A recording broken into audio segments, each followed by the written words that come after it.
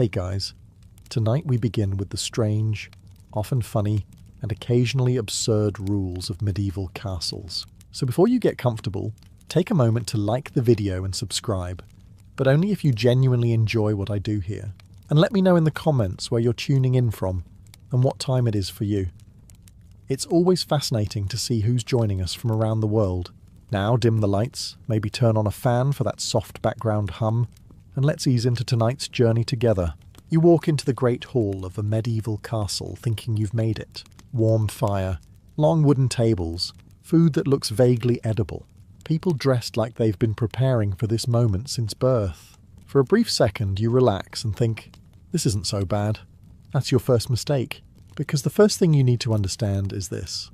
You are not here to enjoy yourself. You are here to survive a very complicated social system disguised as dinner. And the fastest way to fail that system is to sit down.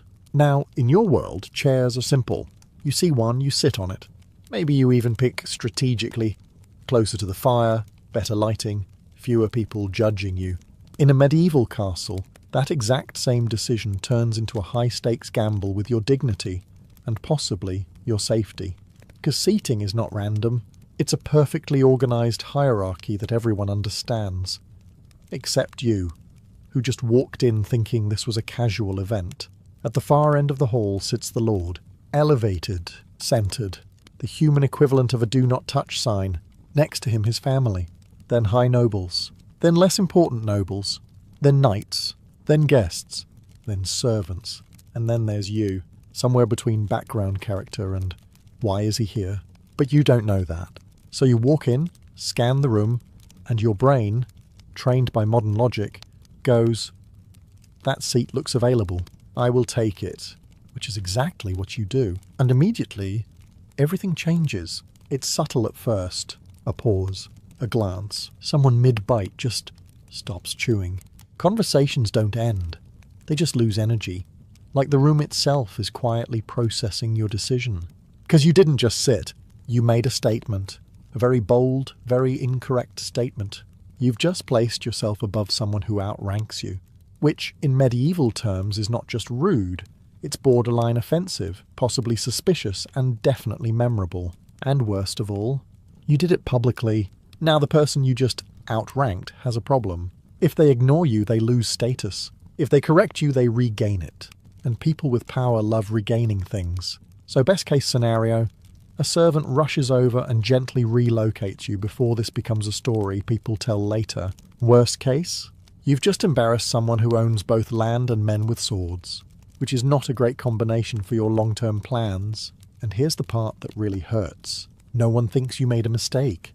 They think you meant it, that you walked in, saw the hierarchy and thought, yes, I belong up there, which is an incredible level of confidence for someone who, 5 minutes ago, didn't even know where the door was. So you stand up, quickly, awkwardly, possibly escorted, realizing that in this world, chairs are not furniture.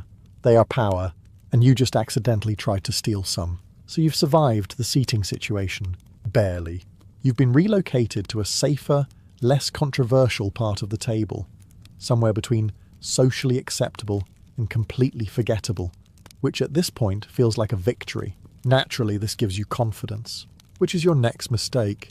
Because now you think, okay, just don't sit wrong again, and everything will be fine, and then you open your mouth. In a medieval castle, speaking is not something you just do. It's something you are allowed to do. There's a difference. Conversation here follows the same rules as seating. Strict, invisible, and absolutely not explained to you. Nobles speak first. Important people speak more. Everyone else listens, nods, and exists quietly like background furniture that occasionally breathes. And you are not high on the speaking list. But maybe you forget. Maybe someone says something interesting. Maybe there's a pause in conversation and your brain, again using modern logic, goes, my time to contribute. So you do. You say something harmless. A comment, a joke, an observation. Something that in your world would be completely normal. And immediately, the room goes quiet. Not loud quiet, not dramatic quiet. Just that very specific, uncomfortable silence where everyone suddenly becomes extremely aware that something has gone wrong. And that something is you. Because you didn't just speak, you spoke without permission, which, in a place built entirely on hierarchy, is not seen as confidence. It's seen as overstepping. You've just inserted yourself into a conversation that wasn't yours. You've drawn attention without earning it. And worse, you've done it in front of people who measure status very carefully. Now everyone is looking at you, not with curiosity, with evaluation. Who are you? Why are you speaking? Who allowed this? And most importantly, should this be corrected? Because correction in this world is not always verbal. Best case scenario, someone higher ranked politely ignores you, which is actually a signal for you to stop existing conversationally. Slightly worse case, you get a sharp look or a cold response that quietly reminds you of your place. Worst case, you've just interrupted someone important, which means you're no longer just out of place. You're disrespectful, and disrespect in a medieval castle tends to escalate quickly. So you learn very quickly. You don't fill silences. You don't add thoughts. You don't join in. You wait. You exist. You speak only when spoken to. Because in this world, silence isn't awkward. It's safe. And right now, safe is exactly what you need. At this point, you've learned two important lessons. Don't sit where you want. Don't speak when you want. So naturally, you assume the safest strategy is simple. Just exist quietly. Don't move too much. Don't draw attention. Maybe eat something slowly and mind your business. And honestly, that's not a bad plan. Until your hand does something completely normal. It reaches, maybe for a cup, maybe for a piece of bread, maybe for something on the table that looks like it has absolutely no consequences attached to it. And that's when you realize you've made another mistake. Because in a medieval castle, nothing is just there. Everything belongs to someone. That goblet, owned. That plate, owned. That knife, definitely owned. And possibly very meaningful to the person who owns it. And that piece of bread you just casually grabbed, also not yours. Which means what you just did wasn't taking food. It was taking something that belonged to someone else. And in this world, ownership is not flexible. It's absolute. Objects are not just objects. They represent status, wealth, and identity. They are extensions of the person who owns them. So when you touch them without permission, you're not just being careless. You're crossing a line, and like everything else in this castle, people notice. Not dramatically. No one jumps up and points at you. It's worse than that. It's subtle. A glance, a pause, someone slightly turning their head. The person sitting near you becoming very aware of your hand and what it's doing. Because now there's a question in the air. Did you mean to do that? And if you did, why? Because again, no one assumes ignorance. They assume intent. Maybe you're disrespectful. Maybe you're testing boundaries. Maybe you're someone who doesn't understand their place. None of those are good options. Best case scenario, someone quietly corrects you. Maybe a servant replaces the item. Maybe you're gently told not to touch what isn't yours. Worst case, you've just taken something belonging to someone with power, pride, and absolutely no interest in explaining things to you. Which means your small, harmless action has just turned into something much bigger. A sign of disrespect. And in a castle, disrespect is rarely ignored. So you pull your hand back. Slowly, carefully. Like someone who has just realized that even the most basic movements require strategy. Because here, nothing is casual. Not sitting. Not speaking. Not even reaching for food. And if you're going to survive, your hands need to learn discipline too. By now you've accepted something important. You are not here to enjoy the meal. You are here to survive it. Because somehow, despite your best efforts, even eating, yes, eating has rules. Not simple rules. Not don't chew loudly rules. No. These are layered, silent, highly judgmental rules that everyone follows. Except you, who is currently holding a piece of bread like it might explode. Because here's the problem. You don't know when to start. In a medieval castle, you don't just eat when food appears. You wait. For the Lord, for the signal. For that invisible moment when everyone collectively agrees, now we may consume. If you start too early, you're impatient. If you hesitate too long, you look confused. If you stare at the food like you're solving a puzzle, you look suspicious. There is no correct timing, only less dangerous timing. And then comes the technique. You don't grab. You don't reach across. You don't take the best portion unless you're important enough to do so. Which, let's be honest, you are not. You take what is near you, carefully, modestly. like someone who fully understands that their continued existence depends on not being noticed. And then there's the hand. Yes, the hand. Use the wrong one, and suddenly you've revealed yourself as uncultured. Medieval dining had expectations, often involving which hand you used for eating and which hand you absolutely did not, unless you wanted to broadcast information about your hygiene choices. So now you're thinking about your hands, which is not something you expected to do this much today.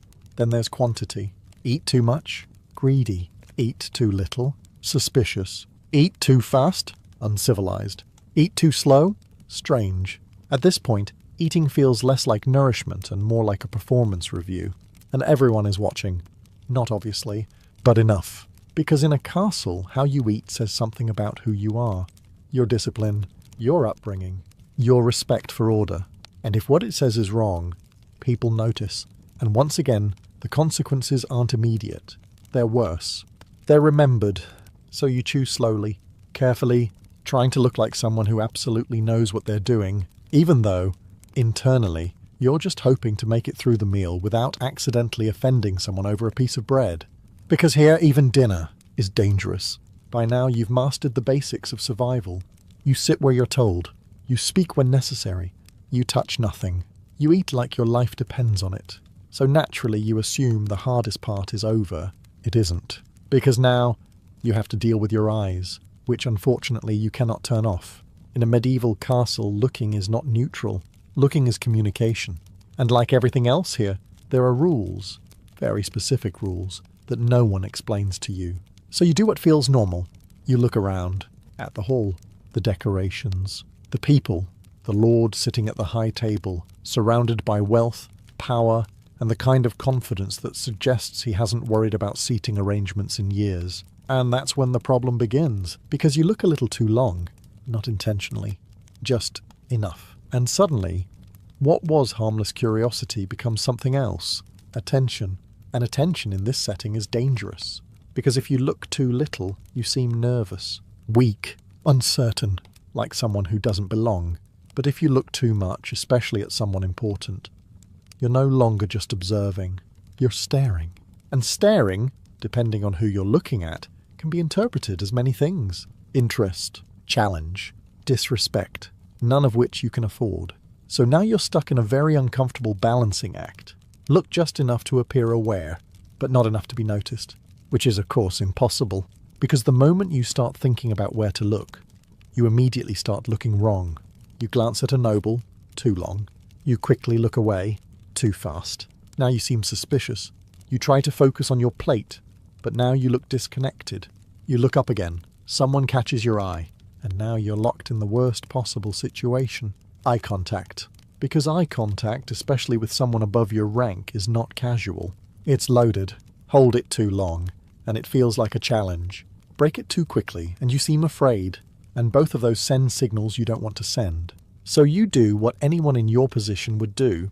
You pretend to be very interested in something completely harmless. The table, the food, that one piece of bread you've been slowly eating for the past 10 minutes. Anything that doesn't involve accidentally challenging someone who could ruin your day without standing up.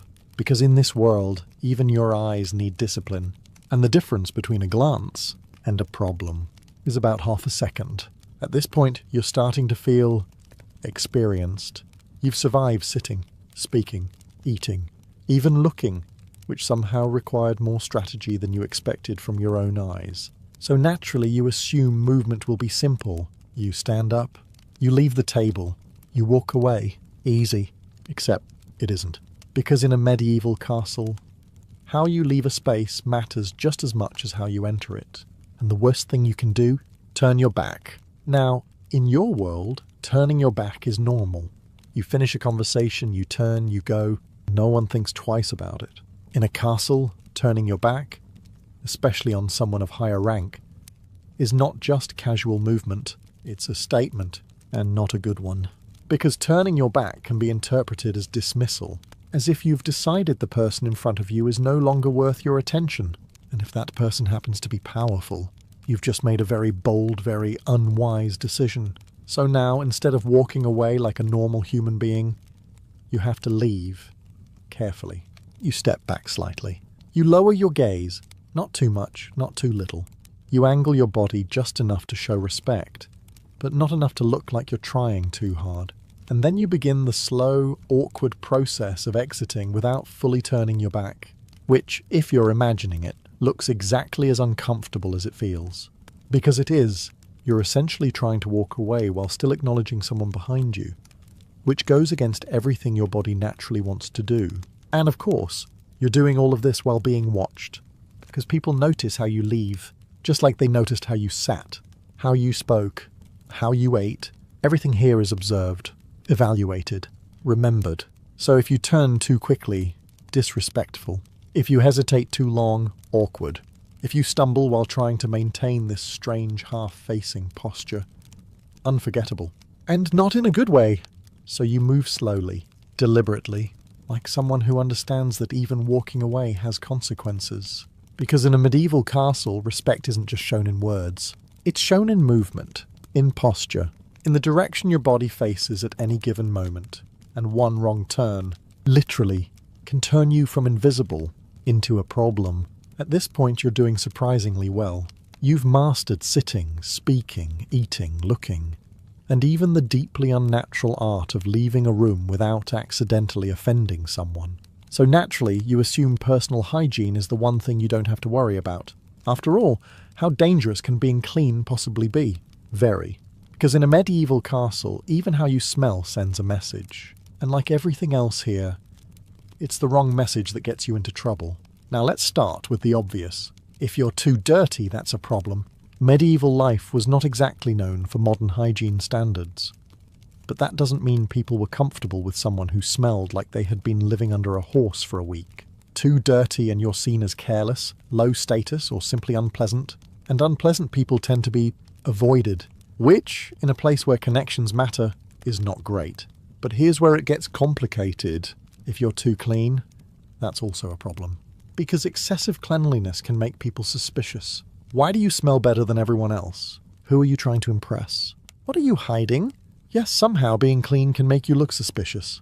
Because strong scents, perfumes, oils, anything noticeable, are often associated with wealth, influence, or intentions.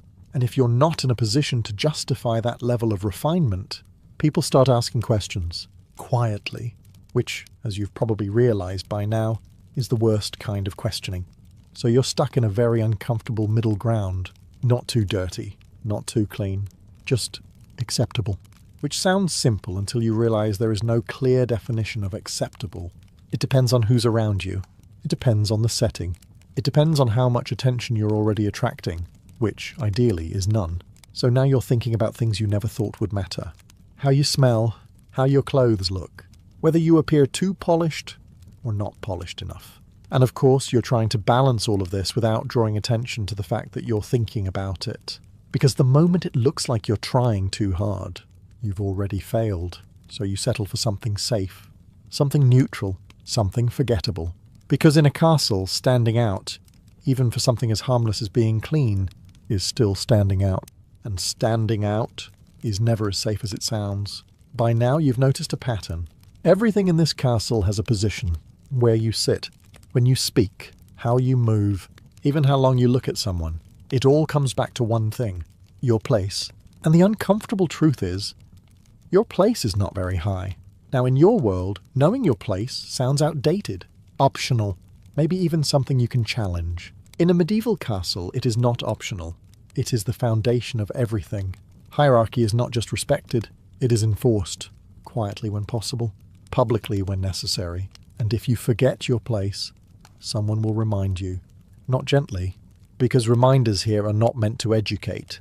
They are meant to correct, and correction, in this environment, is often designed to be remembered. So what does forgetting your place actually look like? It's subtle. You stand a little too close to someone important. You speak slightly too confidently. You move through a space that isn't meant for you. Maybe a corridor, a doorway, a part of the hall reserved for people with titles you definitely don't have. Individually, these seem like small things. Together, they create a pattern, and people notice patterns, especially when those patterns suggest that you don't understand the structure of the world you're in. Because in a castle, hierarchy is not just about power. It's about order, and order must be maintained. So when you step outside of your assigned role, even slightly, you're not just being awkward, you're disrupting something. And disruptions get corrected. Maybe it's a sharp word from a steward, maybe it's a public adjustment, being told where to stand, where to go, where you should have been all along, or maybe it's something more subtle, a look, a tone, a shift in how people treat you. Less tolerance, less patience, more distance. Because once you've shown that you don't know your place, people stop trusting you to stay in it. And trust in a place like this is everything. So you adjust quickly.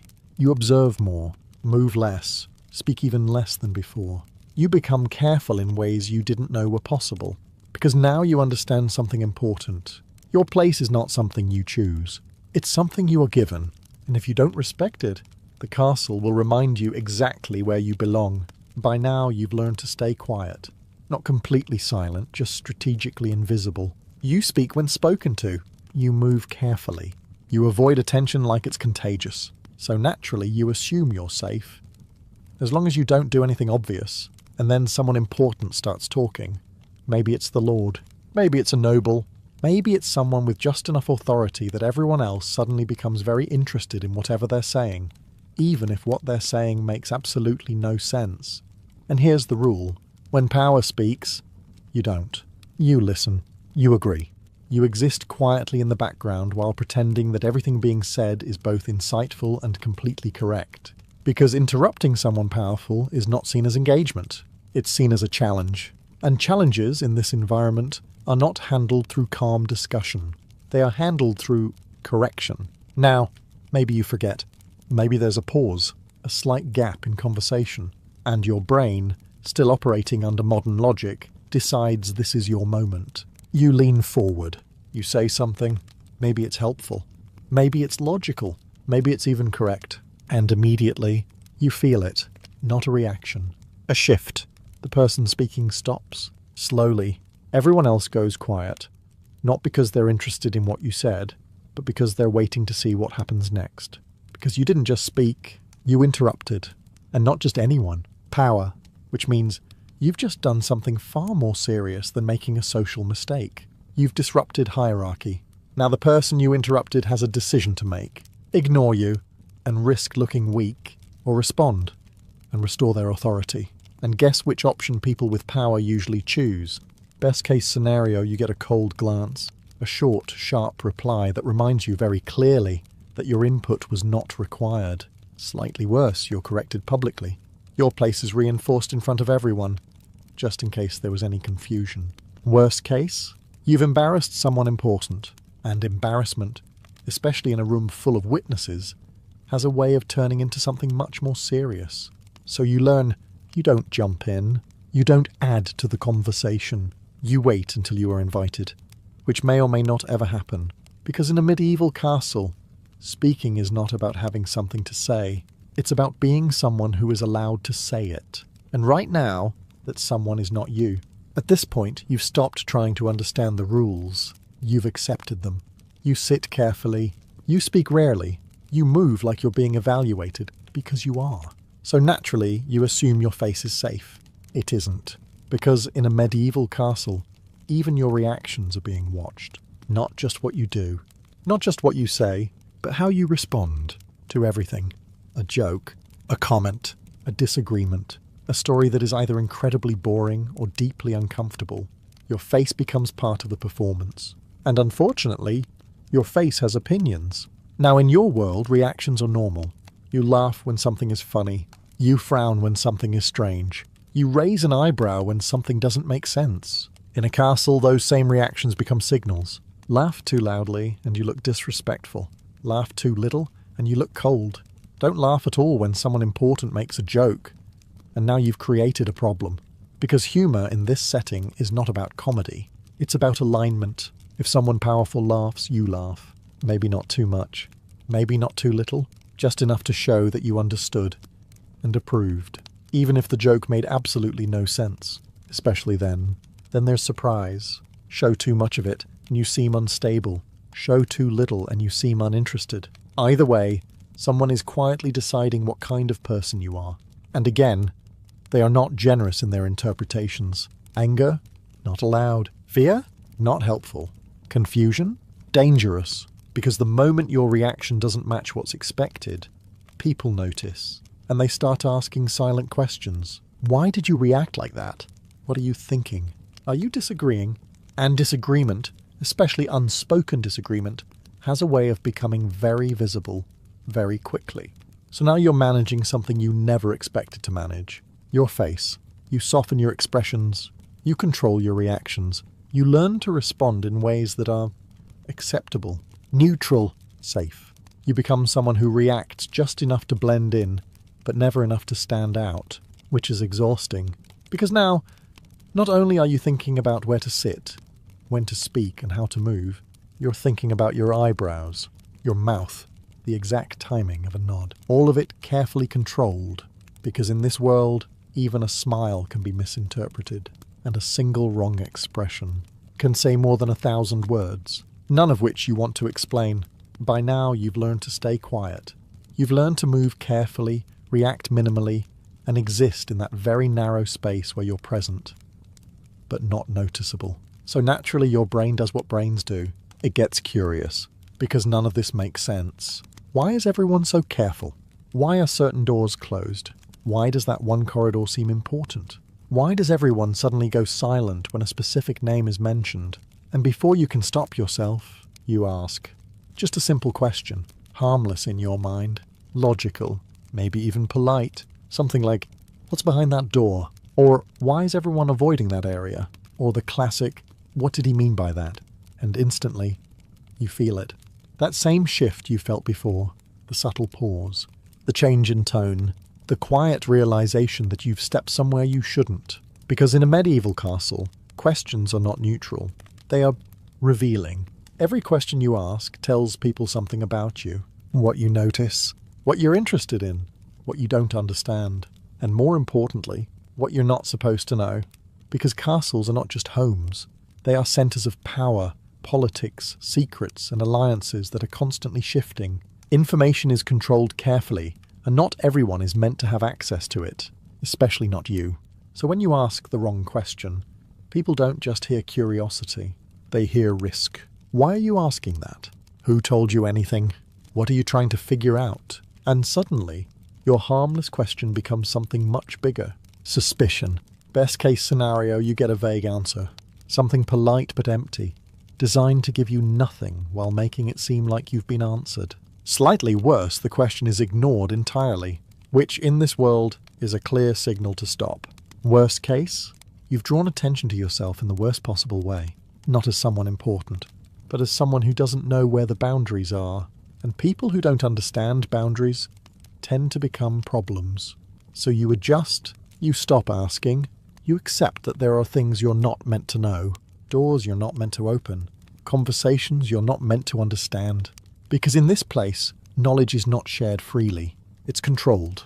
And the safest thing you can do is not look for answers at all. Because sometimes the most dangerous thing you can be is curious. By now, you've learned something important. The danger isn't always in what you do. Sometimes it's where you are. Because castles are not just big buildings. They are controlled spaces. Every hallway, every room, every staircase has a purpose. And more importantly, a level of access. Some places are public. Some are restricted. Some are so clearly not meant for you that just standing nearby feels like a mistake. And somehow, you end up in one of those places. Maybe you took a wrong turn. Maybe you were trying to avoid attention. Maybe you were just curious. Again, not your best habit. But now you're alone, in a corridor that's too quiet, too empty. The kind of quiet that doesn't feel peaceful. It feels watched. And that's when you realize the real problem. You're not supposed to be here. Now, being somewhere you shouldn't be is already bad. But being there alone? That's worse. Because now there are no witnesses. No context. No one to confirm that you simply got lost. So if someone finds you, and someone will, you don't look confused.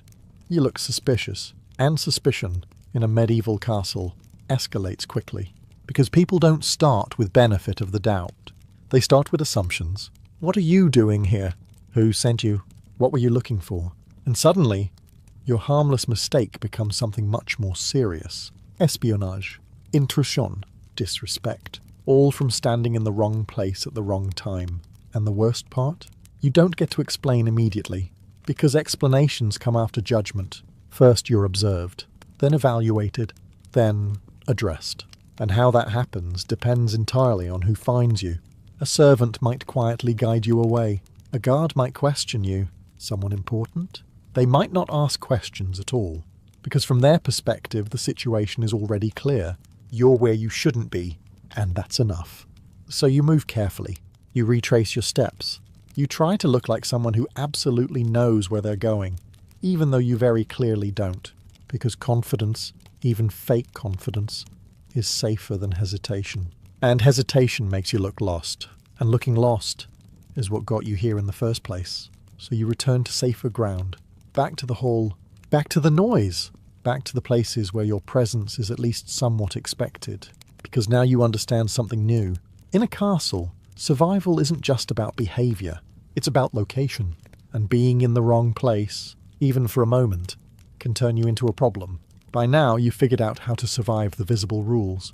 You sit carefully, you speak rarely, you move like every step is being judged, which it is. So naturally, you assume the real danger is over. It isn't, because everything you've dealt with so far has been surface level. Behavior, etiquette, position. Now you're entering something much more serious.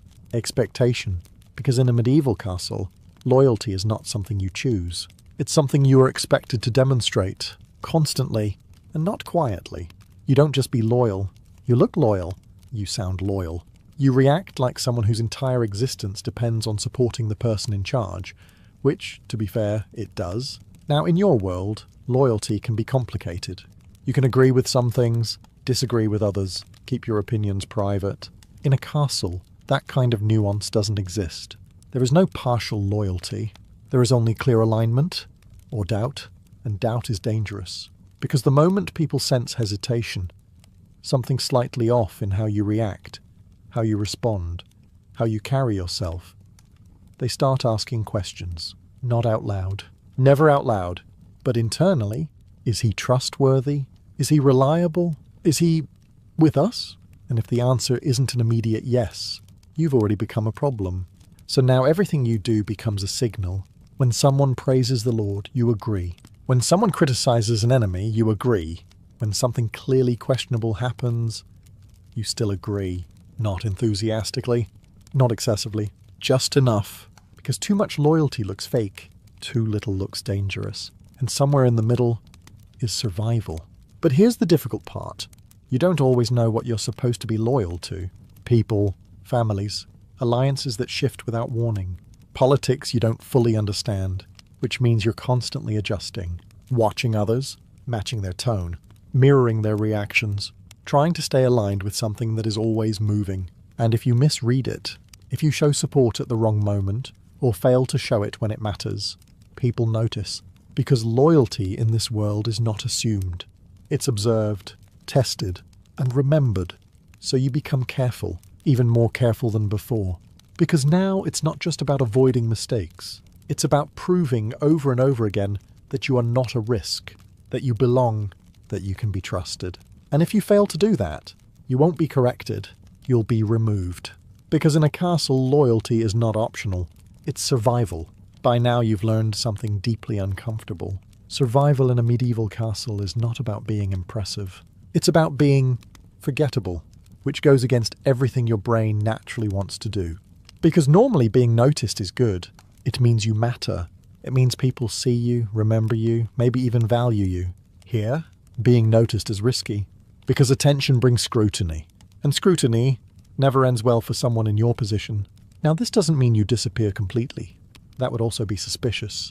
If you suddenly become too quiet, too still, too invisible, people start asking a different set of questions. Why is he hiding? What is he avoiding? What is he thinking? Which means you're stuck in another impossible balance. Visible, but not memorable.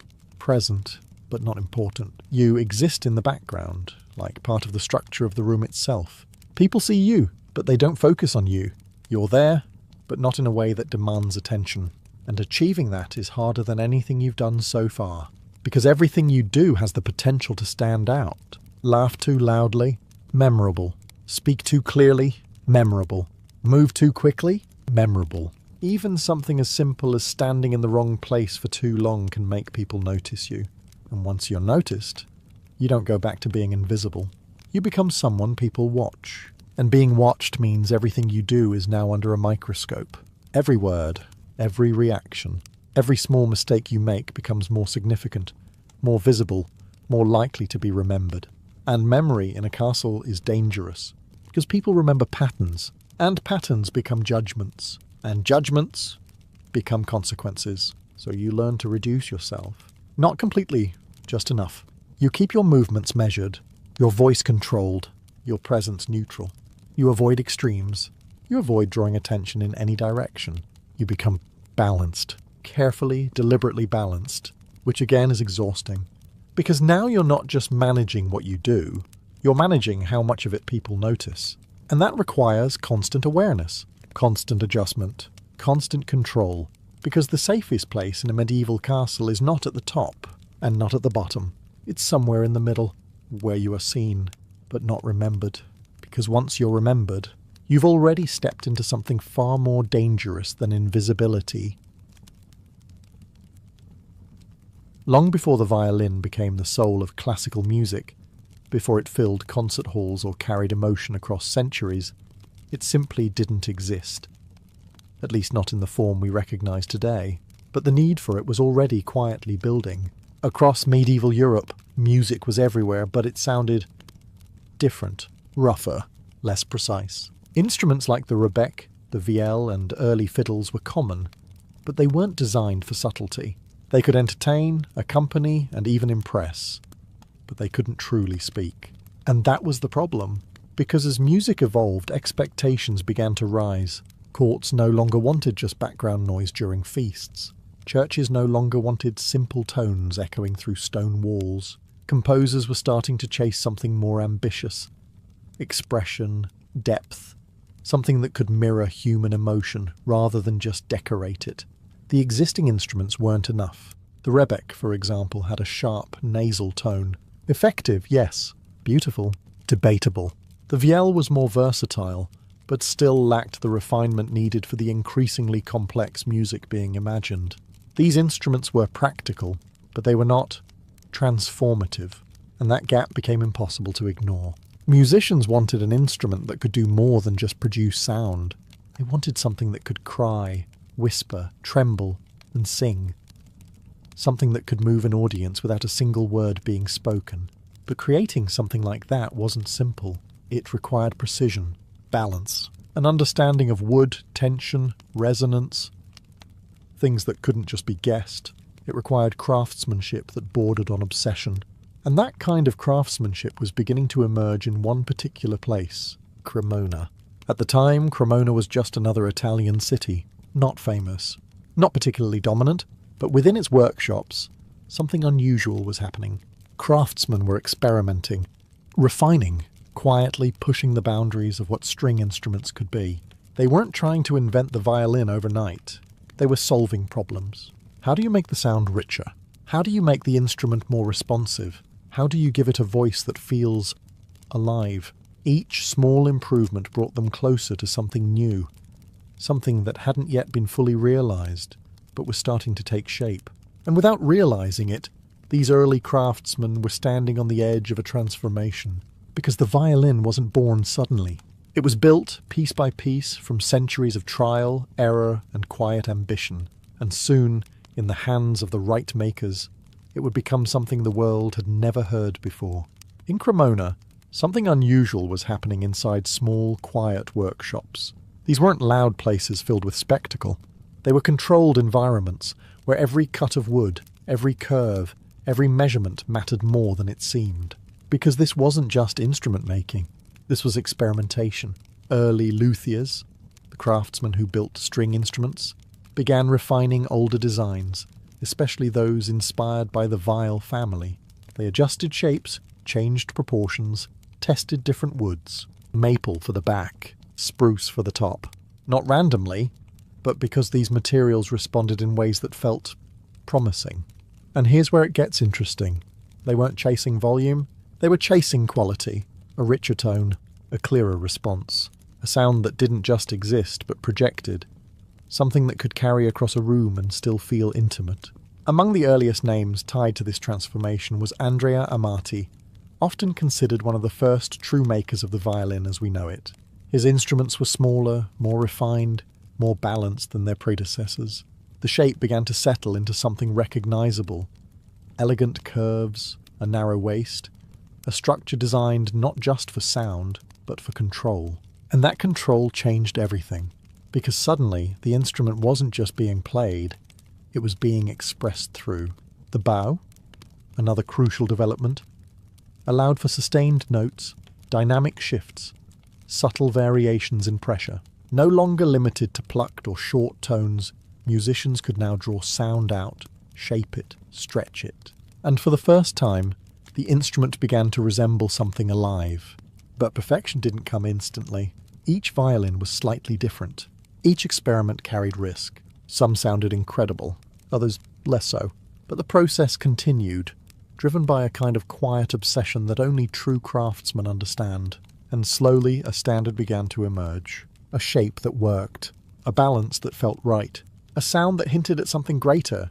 Cremona wasn't just building instruments anymore. It was defining them. And what started as a series of small improvements was now becoming something unmistakable. An instrument that didn't just accompany music, but had the potential to lead it. As the violin's shape began to settle in Cremona, something even more important emerged. Mastery. Because designing a good instrument is one thing, perfecting it is something else entirely. And this is where the story shifts from experimentation to obsession.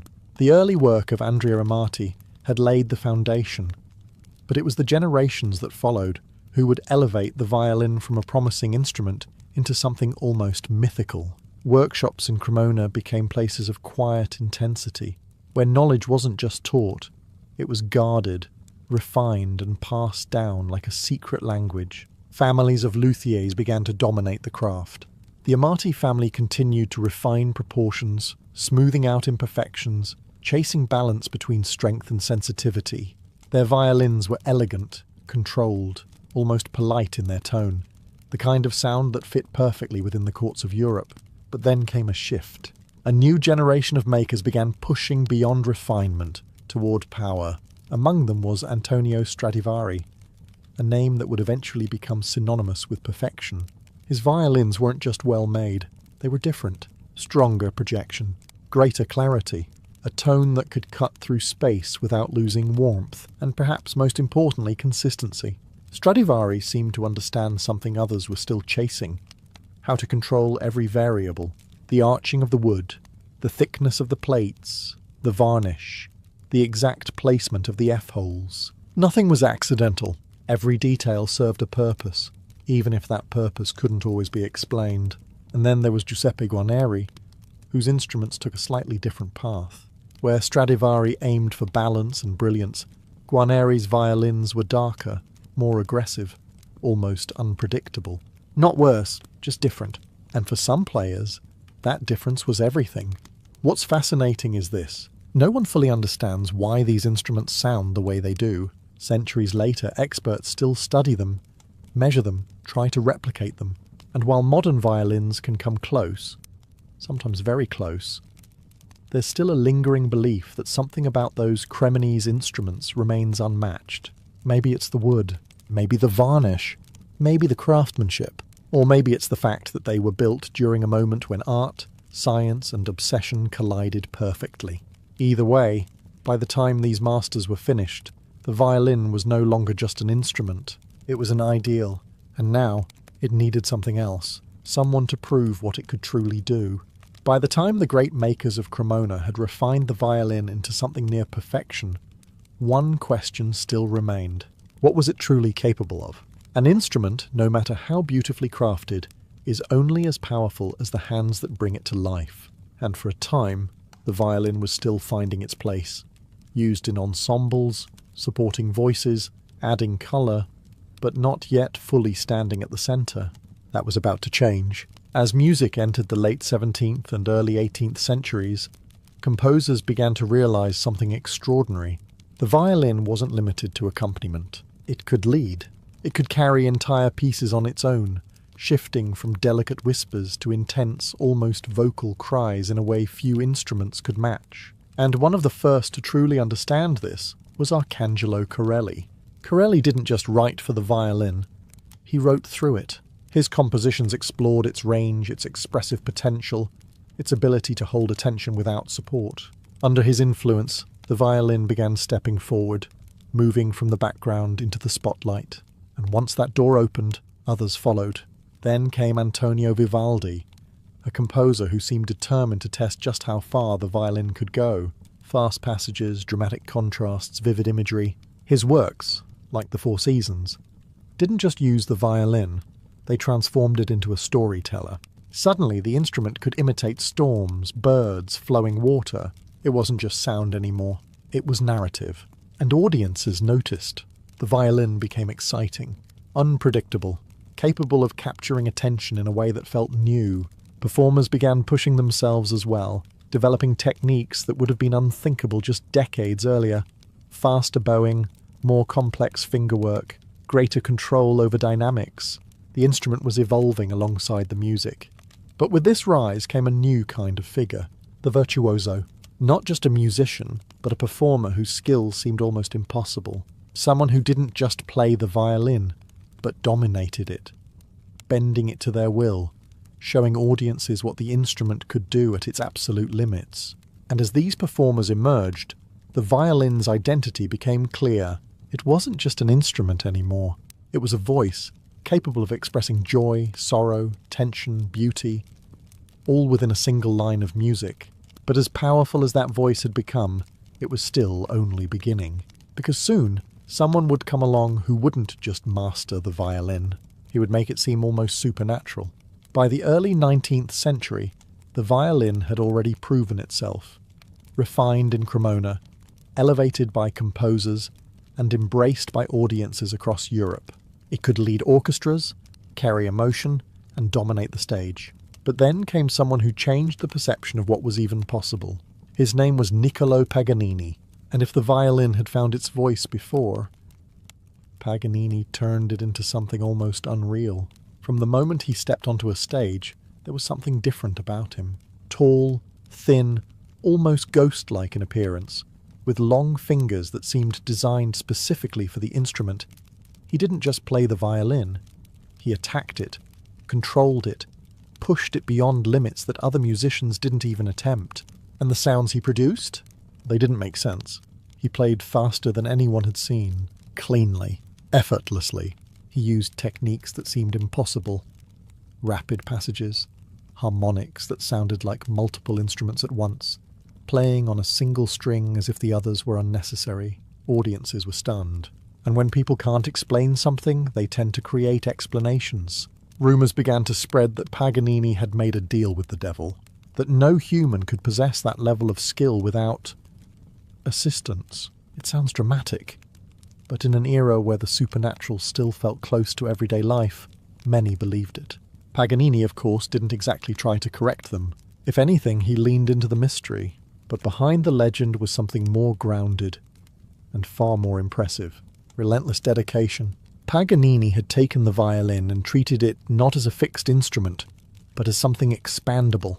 He explored every corner of its potential, inventing techniques, refining control, and pushing his own body to keep up with what he imagined. He didn't accept limitations, and because of that, the violin itself seemed to evolve again. After Paganini, the standard changed. What was once considered virtuosic became expected. Future violinists had to adapt, to rise to a new level that he had essentially forced into existence. And more importantly, audiences began to see the violin differently, not just as an instrument of beauty, but as an instrument of power, something capable of overwhelming skill, dramatic intensity, and almost theatrical performance. Paganini didn't just play the violin, he transformed it into a spectacle, and in doing so, he ensured that the violin would never again be seen as quiet, delicate, or limited. It had become something far more dangerous, and far more captivating. After Niccolò Paganini, the violin was no longer just respected. It was feared, admired, and expected to deliver something extraordinary. But just as the instrument reached new technical heights, the world around it began to change. Music was no longer confined to royal courts or private salons. The old system, where composers and musicians depended on aristocrats for support, was slowly fading. In its place, something new was emerging. Public concerts, large audiences, ticket sales, independent performers, and the violin was perfectly positioned to thrive in this new world. Its sound could carry across a hall. Its range allowed it to stand alone or blend seamlessly with an orchestra. And perhaps most importantly, it had already proven that it could captivate an audience on its own. Composers began writing with this in mind. Ludwig van Beethoven pushed the violin into deeper emotional territory, demanding not just technical skill, but intensity and expression. His violin concerto wasn't just a piece to be played, it was something to be endured, navigated, and ultimately conquered. Then came Johannes Brahms, who added weight and richness, treating the violin not as a light, decorative instrument, but as something capable of profound depth. His works required patience, control, and an understanding that went beyond technique. And alongside them, performers continued to evolve. Violinists were no longer just musicians. They were public figures, touring artists, specialists whose identities were tied to the instrument itself. The idea of the soloist became central, and the violin sat at the heart of that role. Concert halls replaced courts. Applause replaced patronage. But this shift came with its own pressure. Because now, instead of pleasing a small group of elites, violinists had to connect with entire audiences. People with different tastes, expectations, and attention spans. The performance wasn't just about precision anymore. It was about presence. Emotion had to be visible. Energy had to be sustained. And the violin, once a carefully crafted object in a quiet Cremonese workshop, had now become something far larger. A bridge between composer and audience, between technique and feeling, between control and chaos. It had survived its birth, its refinement, and its transformation into a virtuoso instrument. Now, it was stepping fully into its role as the voice of an entire musical era. And yet, even with all this evolution, one thing remained constant. The violin still demanded everything from the person holding it, and not everyone was ready to give that much. By the time the violin dominated concert halls across Europe, it had already earned its reputation as one of the most expressive instruments ever created. But behind that beauty, behind every effortless performance, there was something far less graceful. Struggle, because the violin, for all its elegance, is unforgiving. Unlike many instruments, it offers no shortcuts. There are no frets to guide the fingers, no fixed notes to rely on. Every pitch must be found precisely, adjusted constantly, controlled in real time. A fraction too high and it sounds strained, a fraction too low and it collapses. And that's just the beginning. The bow, the very thing that gives the violin its voice, requires its own level of mastery. Pressure, speed, angle, contact. Each movement changes the sound completely. Too much force and the tone breaks. Too little and it fades into nothing. Which means that learning the violin isn't just difficult. It's relentless. Young students often spend years producing sounds that can only be described as discouraging. Not because they lack talent, but because the instrument demands something deeper than talent. It demands patience, discipline, and a tolerance for frustration that most people simply don't have. And yet, those who persist begin to understand something important. The difficulty is the point, because the violin doesn't just respond to technique, it reflects the person playing it. Tension, hesitation, confidence, control, all of it becomes audible. You can't hide behind the instrument. It exposes you. This is why mastery takes decades. Even the greatest violinists never truly finish learning. They refine, adjust, relearn. A passage that worked yesterday might feel different today. A tone that seemed perfect can always be improved. Perfection in this world is not a destination. It's a moving target. And that's what makes the violin so unique. It doesn't reward shortcuts. It doesn't tolerate complacency. It forces musicians into a constant dialogue with themselves. A process that is as psychological as it is technical. But for those who reach a high level, something shifts. The struggle begins to disappear, at least on the surface. Movements become fluid. Sound becomes intentional. The effort that once felt overwhelming becomes invisible to the audience, and that's when the illusion is created, because what looks effortless on stage is almost always built on years of frustration, repetition, and quiet persistence behind the scenes. The violin doesn't just demand skill, it demands commitment, and for those willing to give it everything, it offers something rare in return, a voice that feels entirely their own. By the 20th century, the violin had already lived several lives. It had been born in the workshops of Cremona, shaped by obsessive craftsmen, elevated by composers, and pushed to its limits by virtuosos like Niccolò Paganini. It had survived courts, revolutions, shifting audiences, and the rise of the modern concert hall, and yet it didn't disappear. It adapted. Because while many classical traditions began to fade or become confined to niche audiences, the violin did something unusual. It stepped outside its own world. It entered new genres. Folk traditions across Europe had always used violin-like instruments, but now the modern violin began blending into styles far beyond classical music. It appeared in Eastern European dances, Irish reels, Balkan melodies, each culture reshaping the instrument's voice to fit its own identity. The same instrument, completely different sound. Then came jazz. Suddenly, the violin wasn't just precise, it was improvisational, flexible, unpredictable. Players began bending notes, experimenting with rhythm, treating the violin less like a strict classical tool and more like a creative extension of themselves. And then, eventually, it reached modern genres. Rock, film scores, even experimental electronic music. The violin proved something remarkable. It wasn't limited by tradition. It could evolve without losing its identity. At the same time, the instrument itself saw subtle changes. Materials improved. Construction became more consistent. Electric violins emerged, allowing amplification and effects that would have been unimaginable in earlier centuries. But here's the interesting part. Despite all this innovation, the core design barely changed. The shape developed in Cremona remained. The structure, the proportions, the balance, all of it was so effective that it didn't need reinvention. Modern makers refined it, yes, but they didn't replace it, which is rare. Most tools evolve dramatically over time. The violin didn't have to. And in the concert world, it still held its position at the centre. Orchestras continued to rely on it. Soloists continued to build careers around it. Composers continued to write for it, even as musical styles expanded in every direction. Because no matter how much music changed, one thing remained true. The violin could still do something few instruments could. It could feel human, not just in sound, but in expression, in nuance, in its ability to shift between strength and fragility within a single phrase. And that's why, even in a modern world filled with new technology and endless options, the violin didn't become outdated. It remained relevant, because it wasn't just an instrument of the past. It was, and still is, an instrument of emotion. After centuries of evolution, from the early experiments in Cremona to the brilliance of virtuosos and the expansion into modern music, the violin stands in a position few instruments ever reach. It is no longer just part of music. It defines it.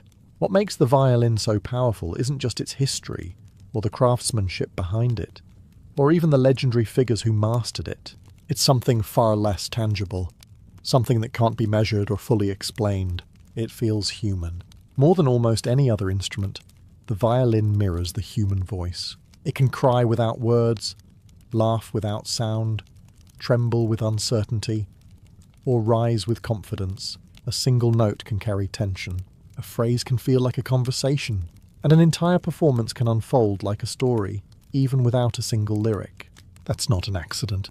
From the very beginning, the violin was shaped to respond to touch, to react instantly to pressure, speed, and intention. It doesn't produce sound on its own. It reflects the person holding it. Every movement, every hesitation, every moment of control or loss of control becomes part of what the audience hears, which means no two performances are ever truly the same, even when playing the exact same piece. That's why a violin in the hands of a beginner can sound harsh, unstable, almost resistant, while the same instrument in the hands of a master can feel effortless, alive, almost emotional, in a way that's difficult to describe. The difference isn't the instrument, it's the connection. And that connection is what has allowed the violin to survive everything. Changing tastes, new technologies, shifting audiences. While other instruments rise and fall in popularity, the violin remains constant because it offers something deeper than novelty. It offers expression, not just technical expression, but emotional honesty. It forces the musician to confront precision and feeling at the same time. It demands control but rewards vulnerability. And perhaps that's the real reason it has endured. Because in a world where music constantly evolves, where styles come and go, the need to express something real, something human, never disappears. The violin doesn't just produce sound, it translates emotion. And that is why, from its quiet beginnings to the largest stages in the world, it has become more than an instrument. It has become a voice, one that, centuries later, is still being heard. Long before the great empires of Greece and Rome, before philosophers and conquerors shaped the Mediterranean world, there was an island civilization that seemed to exist in a different rhythm, quieter, more fluid, almost peaceful. On the island of Crete, surrounded by the deep blue of the Aegean Sea, the Minoan civilization began to take shape. And unlike many ancient cultures, it didn't start with war. It started with trade. Crete's position made it a natural crossroads between Egypt, the Near East, and mainland Greece. Ships came and went, carrying goods, ideas, and influences. Over time, small settlements grew into organized communities, and those communities into something far more complex. But here's what makes the Minoans unusual. They didn't build massive defensive walls, no towering fortresses, no clear signs of constant warfare, which is strange. Because most ancient civilizations were built around survival through strength, protection, conflict. But the Minoans seemed to rely on something else. Control of the sea, economic power, and perhaps a level of stability that other cultures struggled to achieve. Instead of walls, they built something different. Palaces, not simple residences, but vast, intricate complexes filled with corridors, storage rooms, workshops, and open courtyards. Places like Knossos weren't just homes for rulers, they were centres of administration, trade, and daily life. And they were complex, almost confusingly so. Hallways twisted, rooms connected in unexpected ways, levels shifted. It wasn't designed like a simple structure. It felt more like a maze, which is where the story begins to blur into legend. Because centuries later, the Greeks would remember Crete not just as a place, but as the setting of a myth, a labyrinth, a creature hidden within it, a king, and something monstrous beneath his palace. The story of the Minotaur may not be literal history, but it reflects something real. The impression these structures left behind. They weren't just buildings, they were overwhelming. And for a civilization that left no grand war records, no clear accounts of kings or conquests, that's what remains most striking. They built beauty, complexity, and art in a world that usually prioritized survival. Which raises a question that historians are still trying to answer. Who were the Minoans, really? And how did such a civilization rise, only to disappear almost entirely from memory? At the heart of the Minoan civilization stood structures unlike anything else in the ancient world. Not fortresses, not temples in the traditional sense, but vast living systems of activity. The most famous of these was Knossos, and calling it a palace almost feels misleading, because this wasn't just where a ruler lived. It was a centre of administration, storage, religion, and daily life, all woven together into a single sprawling complex. Hundreds of rooms, multiple levels, staircases that seemed to lead everywhere and nowhere at once. It didn't feel organised. It felt alive. Corridors twisted in unexpected directions. Rooms opened into courtyards, then narrowed again into tight passages. Light wells brought sunlight into the interior, creating shifting patterns of brightness and shadow throughout the day. And perhaps most surprising of all, there were no defensive walls surrounding it. In a time when most centres of power were heavily fortified, Knossos stood open, exposed, almost confident in its safety, which suggests something unusual. The Minoans may not have relied on walls because they didn't need to. Their strength likely came from the sea, a powerful maritime network that allowed them to control trade routes, project influence, and avoid constant invasion. In other words, their protection wasn't built in stone, it was built in movement. Inside the palace, the scale of organisation becomes clear. Large storage rooms held massive clay jars known as pithoi, used to store oil, grain, wine, resources that supported not just the palace, but the wider population. Workshops buzzed with activity, craftsman-shaped pottery, metal, textiles. This wasn't just a residence, it was an economic engine. And then there were the walls. Not bare, not defensive, but painted. Frescoes covered surfaces with scenes of nature, ceremonies, and human activity. Bright colours, flowing movement, images of people interacting with the world rather than dominating it. No constant battle scenes, no glorification of war. Just life, and that might be the most revealing detail of all. Because while other civilizations carved victories into stone, the Minoans painted motion, rhythm, and connection. Their art suggests a culture that valued experience over conquest. But there's a tension here, because a society this open, this interconnected, this dependent on trade and stability, is also vulnerable. And while Knossos may have stood without walls for a time, the question remains: what happens to a civilization built on balance, when that balance is disrupted? If the palaces of the Minoan civilization reveal how the Minoans lived, their art reveals how they felt. And it's immediately different. In a world where many ancient cultures focused on power, conquest, and rigid order, the Minoans created something far more fluid. Their frescoes, found in places like Knossos, are filled with motion. Figures don't stand still. They twist, leap, dance. Even nature itself seems alive, almost in motion. There's energy everywhere. You see dolphins swimming across walls, flowing lines of waves, people engaged in rituals that feel more like performances than formal ceremonies. It doesn't look static. It doesn't look controlled.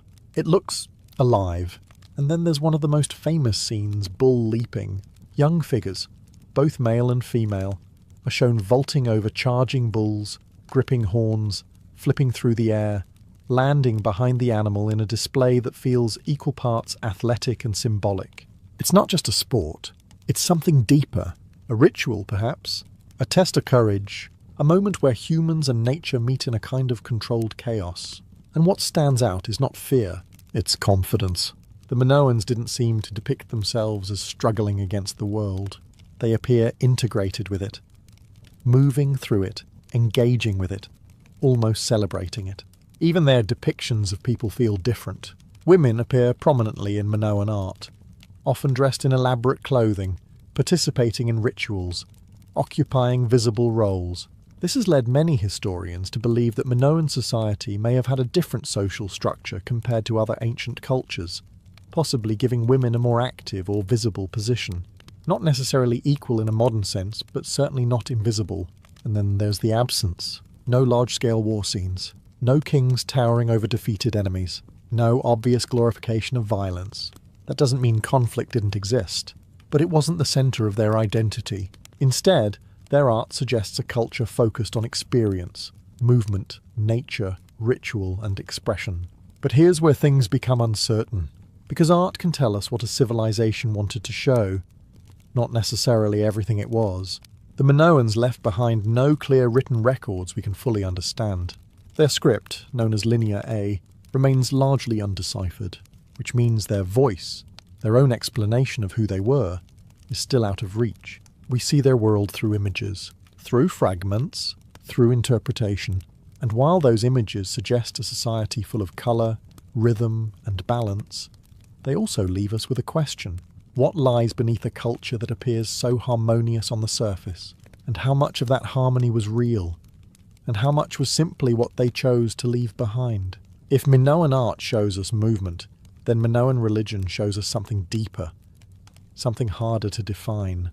Because unlike civilizations that left behind clear temples, named gods, and written myths, the Minoan civilization left us something far more uncertain. Fragments, images of rituals, symbols repeated across walls and objects, spaces that feel sacred, but without clear explanations. And at the centre of it all, one image appears again and again: the bull. In places like Knossos, bulls are everywhere. in frescoes, carvings, and ceremonial objects, not just as animals, but as something symbolic, powerful, almost sacred. The bull leaping scenes we saw earlier likely weren't just performances. They may have been rituals, dangerous, controlled encounters that carried meaning beyond spectacle. And then there's the double axe. Known as the labris, this symbol appears frequently in Minoan sites. Its exact meaning isn't fully understood, but it's often associated with religious spaces, suggesting it held ceremonial or spiritual importance. Together, these elements hint at a belief system centered on nature, strength, and transformation. Not rigid gods sitting above humanity, but forces that humans interacted with directly. And then there are the figures. Statues of women, often called snake goddesses, have been discovered, holding serpents, standing upright, dressed in elaborate clothing. Whether they were actual deities, priestesses, or symbolic representations is still debated. But one thing is clear, female figures held significance, which again sets the Minoans apart from many other ancient cultures, where male gods and rulers dominated religious imagery. Their sacred spaces also feel different. Instead of massive temples dominating city skylines, Minoan religious activity often took place in smaller, more intimate settings. Caves, mountaintop shrines, hidden rooms within palaces, places that feel private, almost secret. And this brings us back to the idea of the labyrinth. The Greeks later told stories of a vast maze beneath the palace of Knossos, home to the Minotaur, a creature that was part man, part bull. It's almost certainly a myth, but like many myths, it may be rooted in something real. The complexity of the palaces, the importance of the bull, the sense of hidden spaces and rituals not fully understood, all of it feeds into the same impression. This was a civilization that didn't make everything visible. Their beliefs weren't written clearly. Their rituals weren't explained.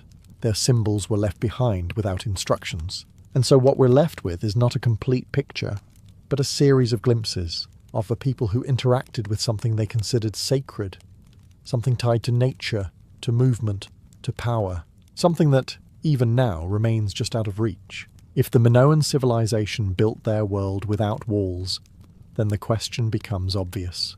What protected them? The answer wasn't stone. It was the sea. From their island base on Crete, the Minoans developed something that few other early civilizations could match: control over maritime trade. Their ships moved across the Aegean with confidence, connecting distant regions and turning the sea into something less like a barrier and more like a highway. And through that highway, they built influence. Artifacts found across the Mediterranean suggest that Minoan goods, pottery, textiles, metals, travelled far beyond Crete. They traded with places like ancient Egypt and the Near East, exchanging materials, techniques, and ideas. But trade wasn't just about goods. It was about connection. The Minoans became intermediaries, linking different cultures together. And in doing so, they didn't just grow wealth. They shaped the flow of information and influence across the region, which may explain something important: their apparent lack of heavy fortifications. If you control the sea, you control access. If your ships dominate trade routes, you reduce the need for constant defense on land. Power, in this case, didn't come from armies standing at gates. It came from movement, reach, and presence. This idea has led historians to describe Minoan power as a form of thalassocracy, a sea-based dominance rather than a land-based empire. But power like this comes with its own risks, because it depends on stability, stable routes, predictable conditions, reliable connections. And the sea, for all its advantages, is not always predictable. Storms can disrupt travel, routes can shift. External forces, other rising civilizations, can challenge control. And if that network weakens, the entire system begins to strain. There's also another question. Was their dominance truly peaceful? The lack of clear war imagery suggests a different approach to power, but that doesn't necessarily mean conflict didn't exist. It may have been less visible, less recorded, or simply expressed in ways we don't fully understand, because control, even of trade, often requires enforcement. Still, what remains remarkable is how the Minoans chose to present themselves, not as conquerors, not as destroyers, but as participants in a connected world, a civilization that thrived not by isolating itself, but by engaging with others. And for a time it worked. The sea carried their influence far and wide, turning Crete into the centre of something much larger than itself. But the same sea that brought them power would not be the thing that brought them down. For a time, the world of the Minoan civilization seemed stable, balanced between trade, culture, and a quiet kind of power that didn't rely on constant warfare. But no system like that remains untouched forever, and slowly, almost quietly, the first cracks began to appear. At first they weren't obvious. Palaces continued to function. Trade routes still operated.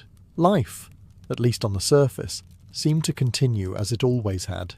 But beneath that surface, something was shifting. Something that would eventually destabilize everything the Minoans had built.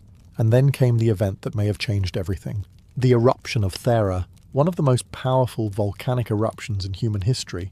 It tore through the island now known as Santorini, sending ash high into the sky and triggering massive shockwaves across the region. The explosion itself was devastating, but its effects went far beyond the immediate destruction. Ash fell across the Aegean. The sea reacted. Tsunamis may have struck the coasts of Crete, damaging ports and coastal settlements, the very infrastructure that supported Minoan trade and influence. Even if the core of the civilization survived the initial impact, the disruption would have been severe, and more importantly, unpredictable, because the Minoans relied on stability, on consistent movement, reliable connections, and a network that functioned smoothly.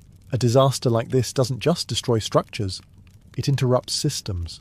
Trade slows, resources become uncertain, confidence weakens, and when a civilization is built on balance, disruption doesn't need to be total to be dangerous. But the eruption alone may not have been the end, because around the same period, another force was rising nearby, the Mycenaean civilization. Unlike the Minoans, the Mycenaeans were more openly militaristic, fortified cities, clear evidence of warfare, a different approach to power, one built less on connection and more on control, and as Minoan stability weakened, that difference began to matter.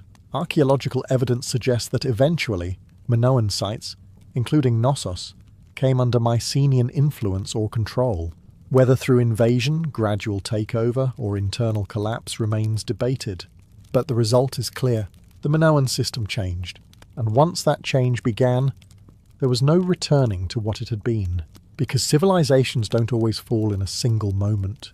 Sometimes they unravel, slowly, quietly, until what once felt permanent becomes something fragile, and for the Minoans, that process had already begun. By the time the effects of the Thera eruption had settled, the Minoan civilization was no longer the same. But what makes their decline so unsettling is this. There is no clear final battle, no single dramatic collapse, no obvious moment where everything ends. Instead, what we see is something far more ambiguous. Destruction layers appear in archaeological sites, burned sections of palaces, damaged structures, signs that something went wrong. But these events don't all happen at once. They're spread out, inconsistent, almost fragmented, and that makes the story harder to define. Because it suggests that the fall of the Minoans wasn't a single event, it was a process. Some palaces were destroyed and rebuilt, others were abandoned. Knossos itself continued to function for a time, but under different influences. The presence of the Mycenaean civilization becomes more visible.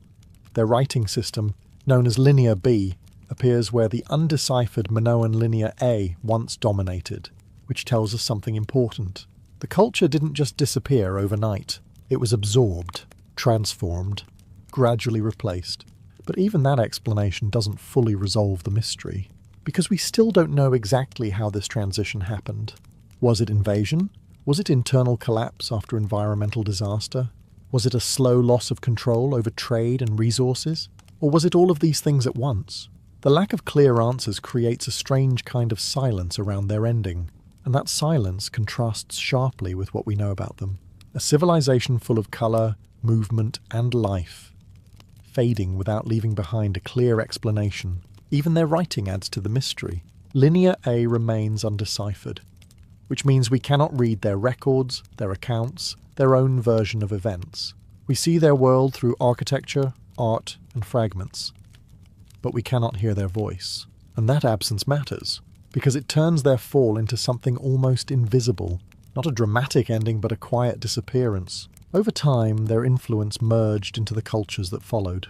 Elements of Minoan art, religion and structure lived on, reshaped within Mycenaean society and later Greek traditions. But the identity itself, the distinct, recognizable Minoan world, was gone. Not destroyed in a single moment, but worn down, replaced, and eventually forgotten. And perhaps that's what makes their story so compelling, because it reminds us that not all civilizations end with fire and conquest. Some simply fade, until all that remains are ruins, symbols, and questions. For thousands of years, the Minoan civilization was gone, not just gone in the sense of decline, but gone from memory. No written histories clearly described them. No continuous tradition preserved their identity. What remained were only fragments of myth, scattered references, and ruins buried beneath time. To the ancient Greeks, Crete was a place of legend. They spoke of kings like Minos, of labyrinths beneath palaces, and of the Minotaur, a monster hidden at the centre of a maze. These stories carried echoes of something real, but over time, myth replaced memory. The true civilization behind those stories remained hidden until the modern era. In the early 20th century, a British archaeologist named Arthur Evans began excavating a site on Crete that would change everything. Knossos. What he uncovered was not just a ruin. It was a revelation. Walls covered in frescoes, complex architectural layouts, storage rooms, staircases, courtyards, all preserved beneath layers of earth. The scale and sophistication of the site made one thing immediately clear. This was not a minor culture. This was a civilization. Evans named them the Minoans, after the legendary King Minos, linking myth to archaeology in a way that still shapes how we understand them today. But his work also introduced controversy.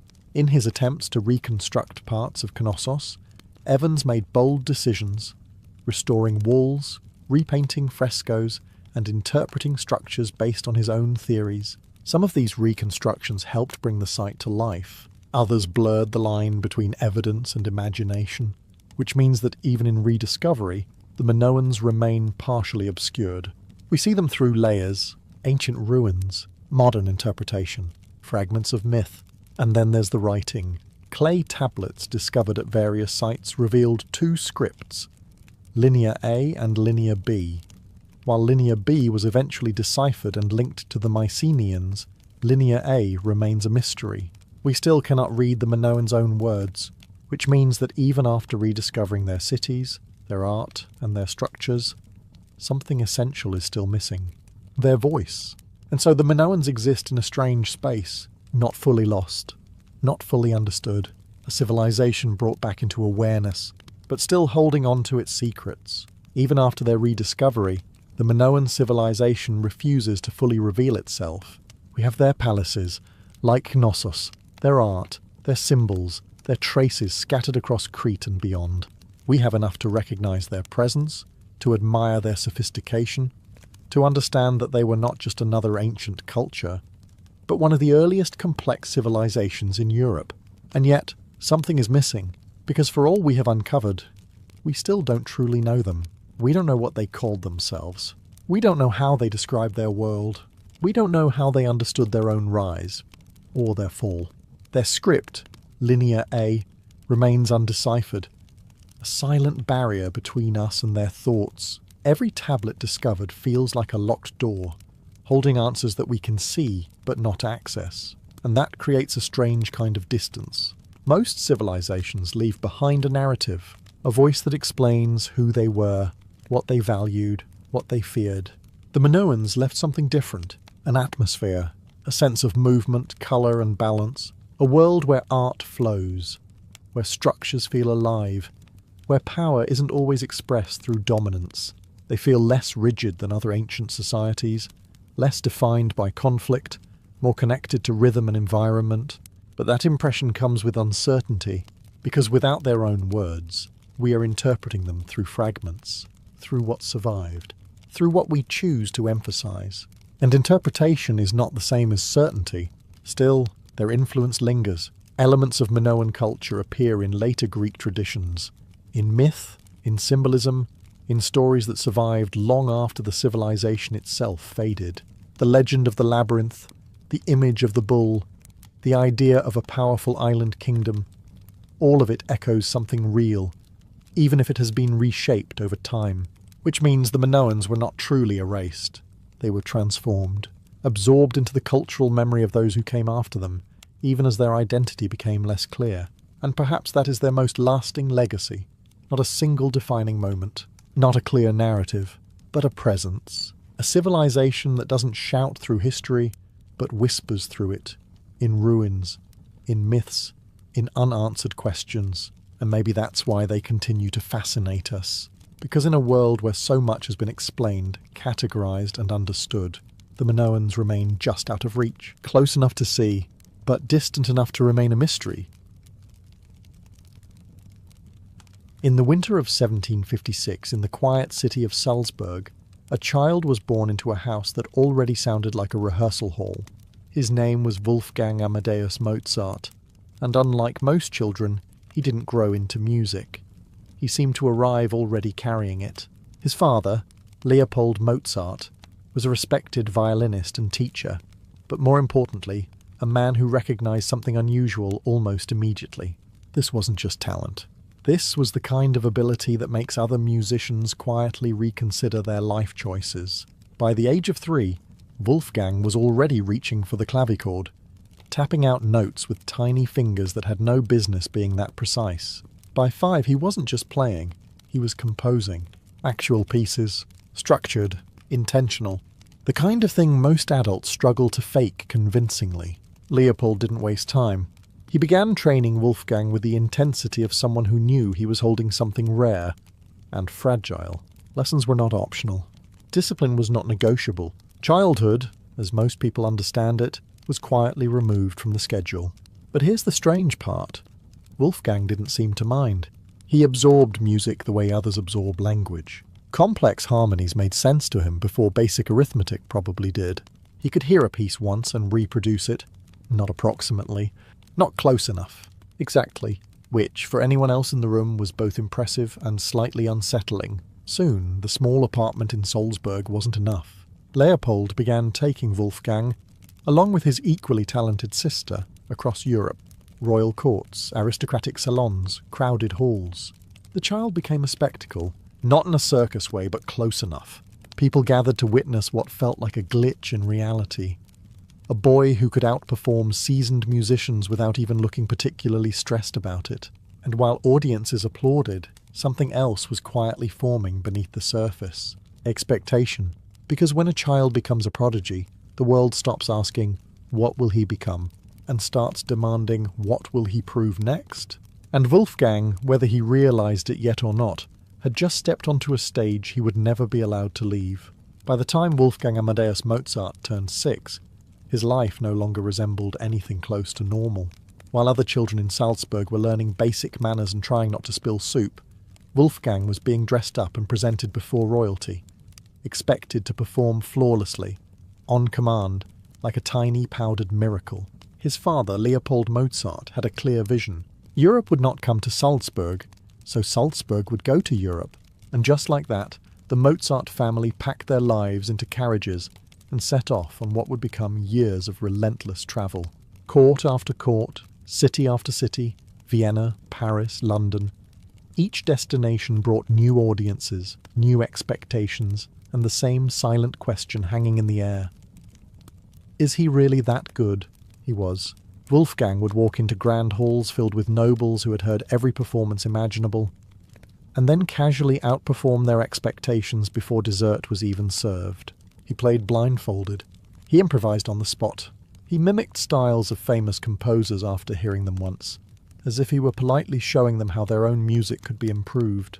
Naturally, this made people both amazed and slightly uncomfortable. In Vienna, he reportedly climbed onto the lap of Maria Theresa as a child, treating imperial protocol like a mild suggestion. It was charming, mostly because he was too young to understand how inappropriate that actually was. If an adult had tried it, they would have been escorted out. Quickly! But beneath the applause, the reality was less glamorous. The roads were long, the weather was brutal, Illness followed them like an uninvited guest. Money, despite the prestige, was inconsistent. For all the admiration Wolfgang received, it didn't always translate into security. Applause, it turns out, does not pay bills, a lesson he would keep relearning for the rest of his life. And then there was the pressure, because each performance wasn't just a concert, it was proof that he was still extraordinary, proof that the miracle hadn't faded, proof that the child prodigy hadn't suddenly become just a child. And so he played, not because he had to be forced, but because it was the only thing that truly made sense to him. But as the tours stretched on and the novelty slowly began to wear thin, a quiet, uncomfortable truth started to emerge. The world loved a prodigy, but it had no idea what to do with a genius who was growing up. As Wolfgang Amadeus Mozart grew older, something subtle but dangerous began to change. He was no longer just the charming child who impressed courts with effortless brilliance.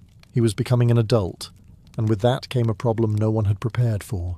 A prodigy can be controlled, a genius not so much. Back in Salzburg, Wolfgang found himself employed under Hieronymus Colloredo, a man who valued music, but mostly as background decoration for his own importance. For Colloredo, Mozart wasn't a revolutionary artist. He was staff, replaceable. Expected to follow orders, compose on demand, and ideally not develop opinions. This did not go well.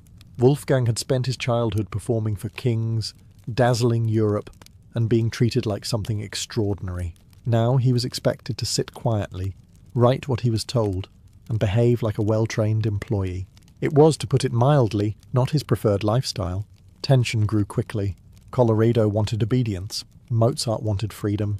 Colloredo wanted control. Mozart wanted expression. Colloredo saw a servant. Mozart saw himself as something far greater. And here's the uncomfortable truth. Mozart was right, but being right doesn't mean you win. Wolfgang began pushing boundaries, refusing to be treated as just another court musician. He travelled without permission, he argued. He resisted. And in a world where hierarchy was everything, this kind of behaviour wasn't seen as bold. It was seen as disrespectful.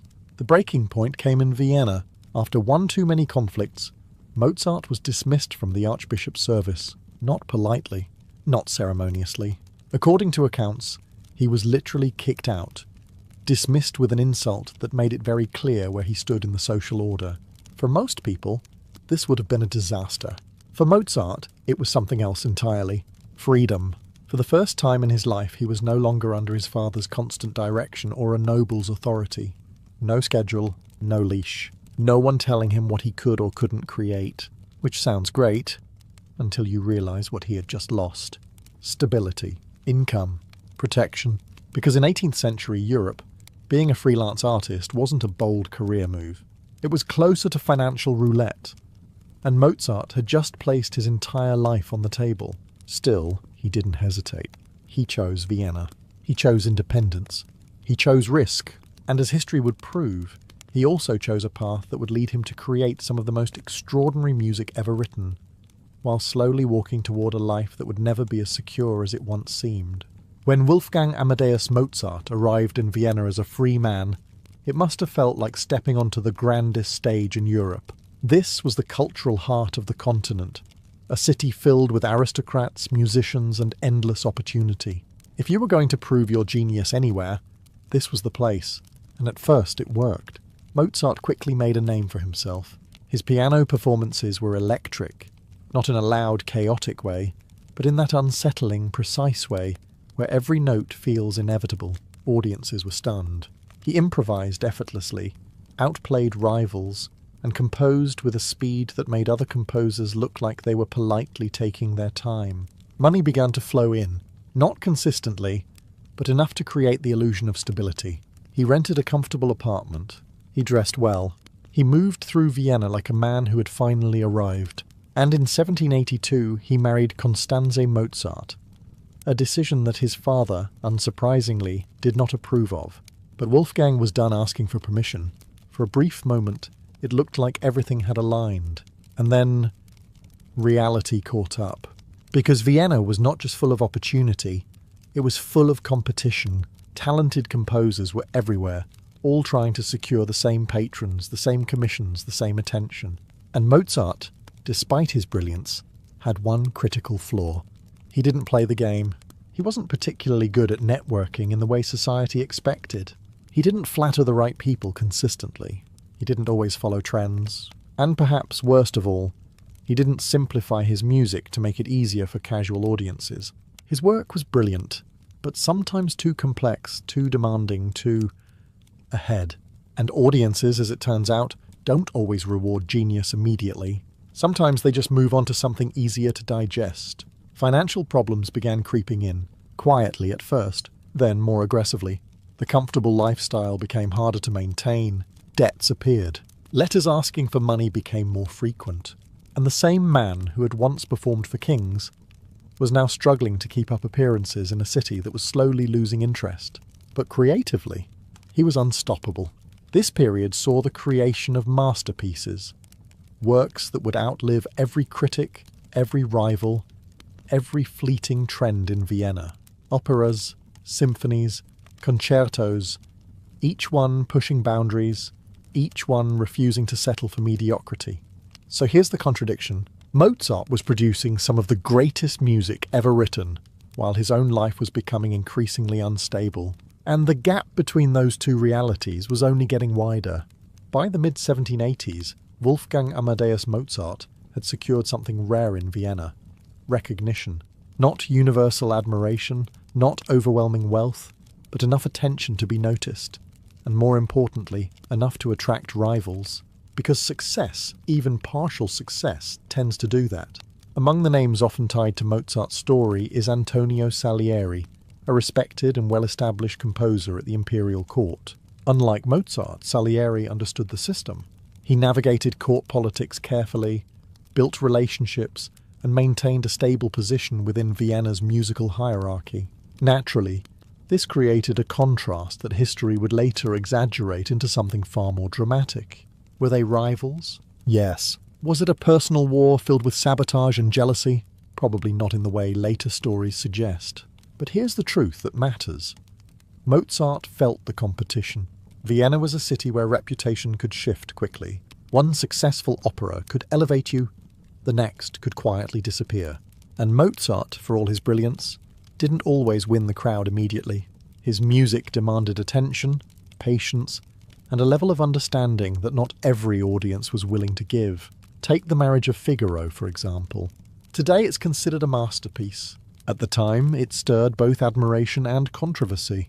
Its themes, social tension, class dynamics, subtle rebellion, made it more than just entertainment. It made it uncomfortable, and uncomfortable art doesn't always get immediate applause. Then came Don Giovanni, darker, more intense, blending humour with something almost unsettling. Again, brilliant. Again, not universally embraced at first. Mozart was walking a strange line. He was too innovative to be easily accepted, yet too visible to be ignored. And in that space, rumours began to grow. Whispers of jealousy, stories of enemies, the idea that others were working against him. Some of it may have been real, much of it was likely exaggerated. But for Mozart, perception mattered just as much as reality. And the more pressure he felt, financially, socially, creatively, the more those shadows seemed to close in. Meanwhile, his lifestyle didn't help. He spent money freely when he had it, lived as if success would always return, and struggled to adjust when it didn't. Debt became a recurring theme. Letters asking for loans became more urgent, and the image of the confident, rising composer began to crack. Yet through all of this, one thing remained constant. The music kept getting better. Sharper, deeper, more daring, almost as if the tension around him wasn't slowing him down, but pushing him towards something even greater, and perhaps something darker as well. By the late 1780s, Wolfgang Amadeus Mozart was living in a strange contradiction. A man creating music that would echo for centuries, while his own life seemed to be quietly slipping out of control. In Vienna, the excitement that once surrounded him had begun to fade. Audiences hadn't turned against him completely, but the novelty was gone. New composers emerged, tastes shifted, and Mozart, as always, refused to simplify himself just to keep up, which is admirable and financially disastrous. Concert opportunities became less frequent. Commissions slowed. The steady flow of income he once relied on turned into something unpredictable, and unpredictability, as Mozart would repeatedly discover, does not mix well with rent. His letters from this period tell the story clearly. He wasn't just struggling, he was asking for help. Money, loans, extensions. The tone shifts from confident to urgent, from hopeful to quietly desperate. It's not the image most people associate with a genius, but it's a very real part of the story. And yet, creatively, he was reaching new heights. Works like The Magic Flute began to take shape, a piece filled with symbolism, mystery, and a strange blend of light and darkness. It wasn't just music anymore. It felt like a reflection of something deeper, something personal.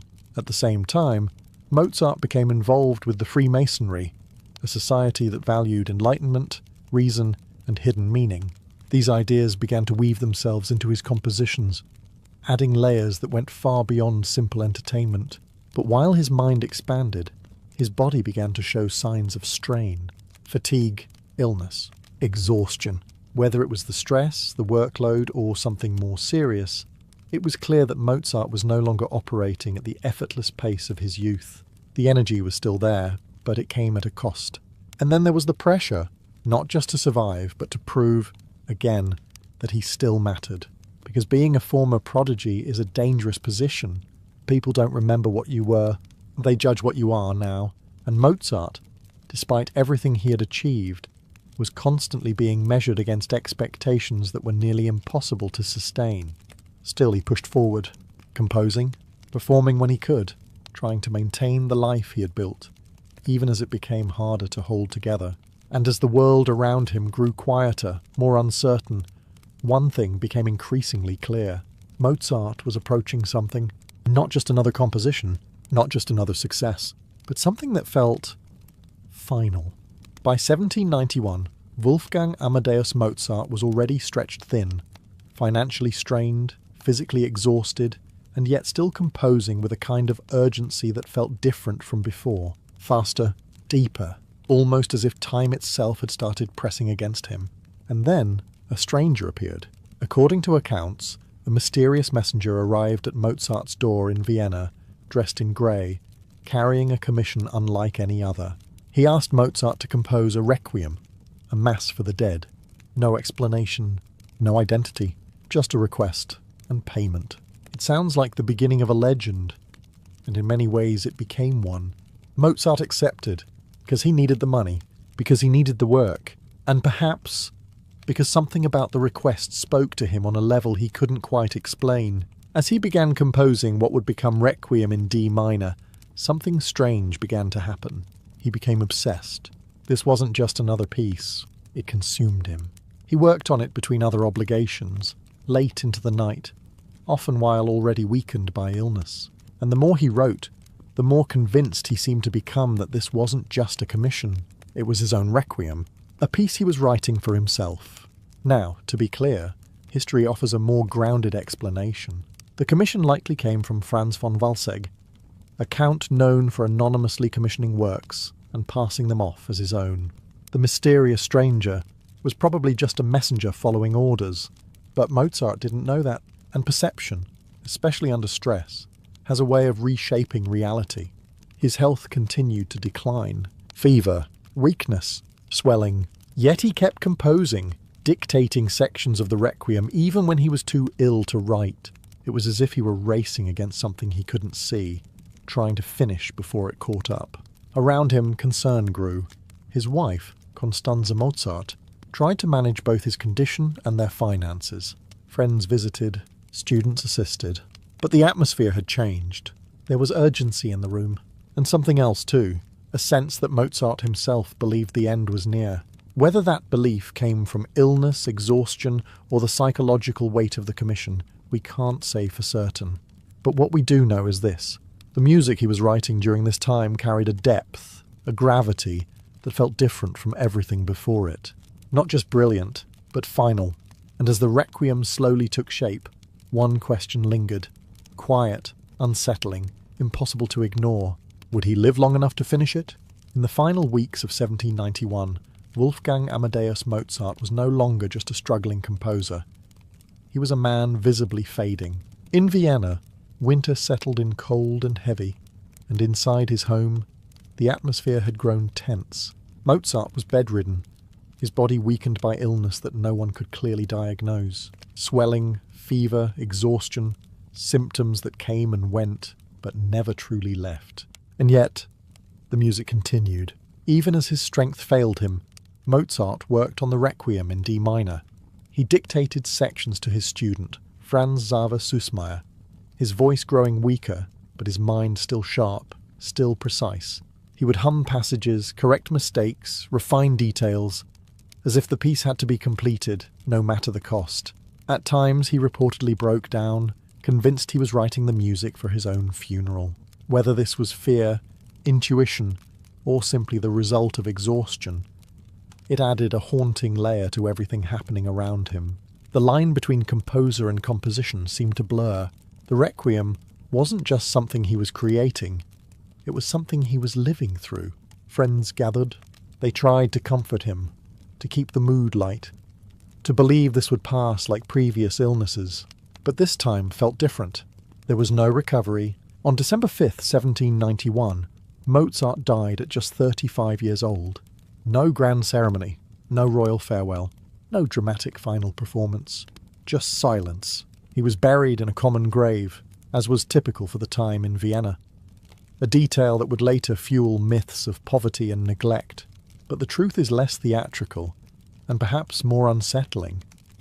One of the greatest musical minds in history left the world quietly, without the recognition his legacy would later demand. The Requiem remained unfinished. After his death, Franz Xaver Süssmayr completed the work, guided by Mozart's notes and instructions. It would go on to become one of the most powerful and mysterious compositions ever written, forever tied to the image of a dying composer racing against time. And just like that, the child prodigy who had once amazed kings and emperors was gone, no longer performing, no longer composing, leaving behind a body of work that seemed impossibly vast for such a short life. But perhaps the most haunting part of Mozart's story isn't how he died, it's how much more it feels like he still had left to say. When Wolfgang Amadeus Mozart died in 1791, the world did not stop. There was no immediate recognition that something irreplaceable had just been lost. No sense that music itself had shifted. In Vienna, life continued as it always had. Concerts, court events, new composers rising to take the stage. Mozart's passing was noted, but not fully understood. That realization would come later, much later, because Mozart's true legacy didn't explode overnight. It unfolded slowly, almost quietly, as musicians and audiences began to revisit his work. And when they did, something became impossible to ignore. This wasn't just good music. This was something else entirely. Composers like Ludwig van Beethoven studied his pieces, learning from their precision, their balance, their emotional clarity. Mozart had an ability that few others possessed. He could make complexity feel effortless, beauty feel inevitable, and emotion feel honest. His operas, The Marriage of Figaro, Don Giovanni, The Magic Flute, began to gain the recognition they hadn't fully received during his lifetime. Audiences started to understand them not just as entertainment, but as layered works filled with psychology, humour, darkness, and insight into human nature. And then there was the Requiem in D minor. Even unfinished, it carried a weight that felt almost otherworldly. The idea that Mozart may have believed he was writing his own funeral music only deepened its mystique. Over time, it became more than a composition. It became a symbol of genius, of mortality, of a life that burned intensely but briefly. The myths grew as well. Stories of rivalry with Antonio Salieri were exaggerated into dramatic tales of jealousy and murder. The image of Mozart as a misunderstood genius, unappreciated in his time, took hold. Some of it was true, much of it was shaped by storytelling, but the core of it remained undeniable. Mozart had changed music. He bridged eras, refined form, and pushed emotional expression further than many thought possible. And he did it all in just 35 years. A timeline that feels almost unreal when compared to the scale of his output. Today, his name is no longer just known. It's permanent, played in concert halls, studied in classrooms, recognised across cultures and generations. And perhaps that is the final quiet irony of his life. The world that struggled to fully understand him while he was alive eventually built an entire legacy around him after he was gone.